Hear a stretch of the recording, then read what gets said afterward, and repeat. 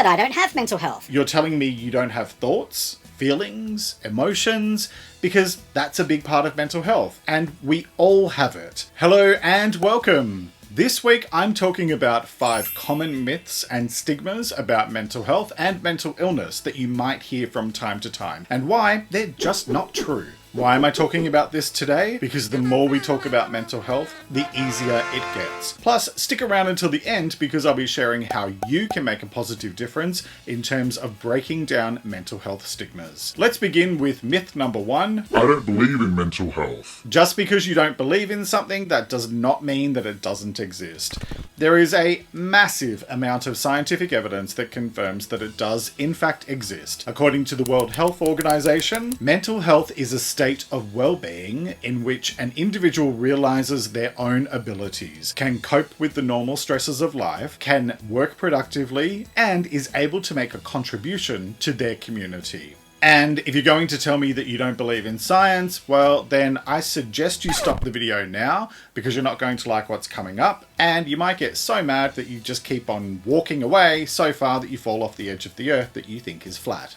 So the next myth is, only certain types of people have mental health issues. And that is, in fact, wrong. It's estimated that between 20 and 25% of us experience a mental health issue like anxiety, depression, addiction, etc. in any given year, and that 45% of us will experience one in our lifetime. Mental illness can affect anyone, regardless of age, social status, financial status, physical health, marital status.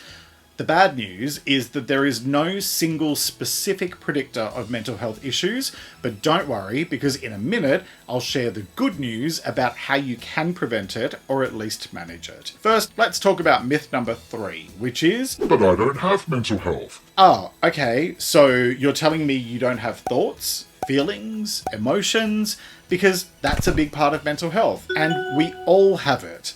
The main word to focus on here is health. In other words, the term mental health is about your general state of well-being. Think of it this way.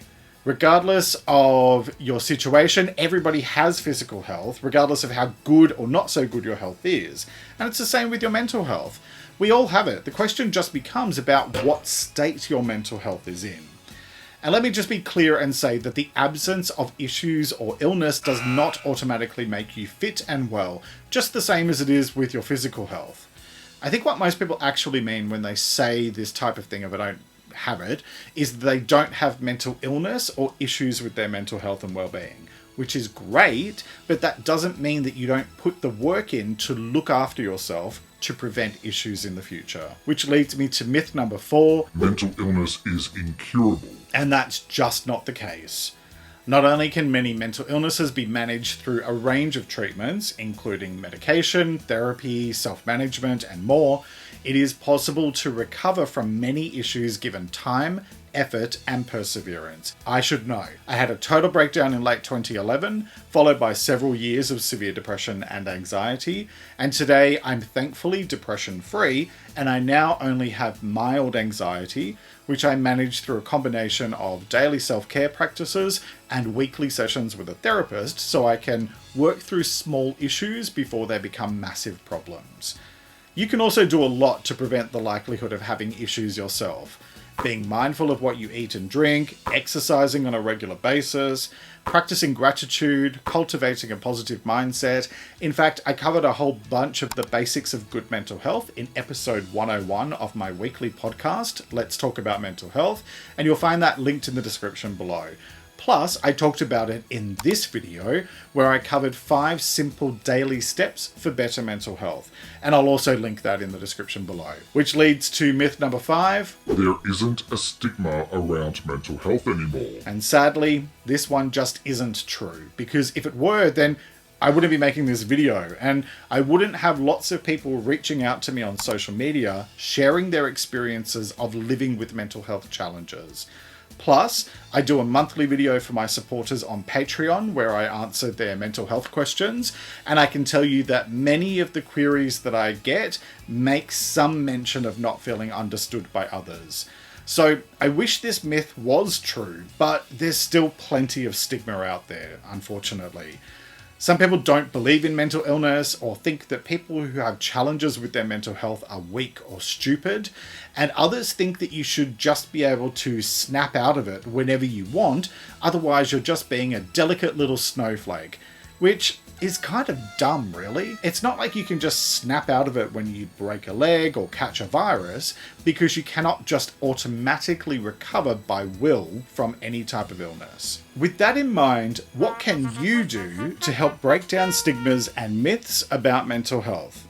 Well, whether you're talking to someone facing mental health challenges or you yourself are going through tough times, I think there are 4 simple things we can all do. Be kind, ask questions and communicate, listen, and learn. And if you have mental health challenges yourself, recognize that it might take some people a bit longer to fully understand it.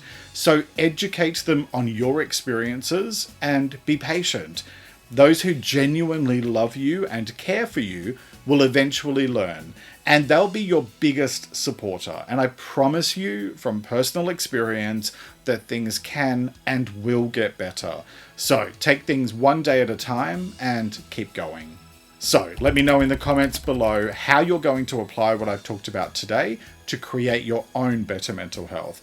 And if you made it all the way to the end, then leave me an explosion emoji, because this video has been all about blowing up mental health myths. Want more advice? Click here to subscribe to my channel for more weekly videos about better mental health every Wednesday, and you might also find this video helpful to watch next. And join me every Sunday for the Let's Talk About Mental Health podcast, which is full of even more practical advice. Thank you so much for joining me today. Take care and talk to you next time.